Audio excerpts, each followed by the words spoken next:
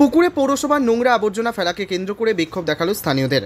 প্রায় ১.৫ বছর রঘুনাথগঞ্জ থানার গুজরপুরে জঙ্গিপুর পৌরসভার যে ভাগাড়টি ছিল পাশে বসতবাড়ি তৈরি হওয়ার কারণে স্থানীয়রা সেটি বন্ধ করে দেন। স্থানীয়রা বিপাকে পড়েছিলেন জঙ্গিপুর পৌরসভা। পরে জঙ্গিপুরের বিধায়ক জাকির হোসেন একটি নোংরা আবর্জনা ফেলার জন্য জায়গা দিয়েছিলেন জঙ্গিপুর পৌরসভাকে, সেটিও নোংরা ফেলা বন্ধ করে বিধায়ক।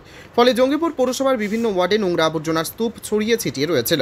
জানা গিয়েছে জঙ্গিপুর পৌরসভার ভাগাড় না থাকার কারণে ঈদের দুদিন আগে থেকে জঙ্গিপুর পৌরসভার ১৩ নম্বর ওয়ার্ডের বালিঘাটাতে একটি পুকুরে নোংরা আবর্জনা ফেলা হচ্ছিল।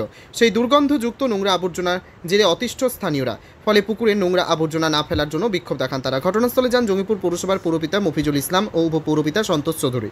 স্থানীয়রা পুকুরে নোংরা আবর্জনা না ফেলার আর্জি জানান, যার জেরে ফের বিপাকে জঙ্গিপুর পৌরসভা। এ বিষয়ে কে কি বলেছেন শুনব। জঙ্গিপুর থেকে তরিকুল শেখের রিপোর্ট, জঙ্গিপুর টিভি। আমাদের সমস্যা হচ্ছে এটা বালিঘাটা ১৩ নম্বর ওয়ার্ড। এই ১৩ নম্বর ওয়ার্ডে বুঝলেন একটা গর্ত ছিল, সেই পুকুর কোথাকার পৌরসভার আবর্জনা এনে আমাদের এই পুকুরে ফেলছে। পাশে বসত বাড়ি সহ আমাদের একটা গ্রাম আছে, সেই গ্রামে এত নোংরা আবর্জনা গ্যাস চলে যাচ্ছে বুঝলেন, সেই গ্যাসে থাকতে পারছি না।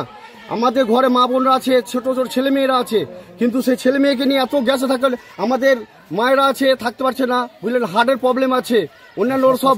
কিন্তু এরা করাচ্ছে কে? এটা পৌরসভা নিজে করাচ্ছে এসব জিনিস, এটা দেখতে হবে। চেয়ারম্যান কি চাইছেন?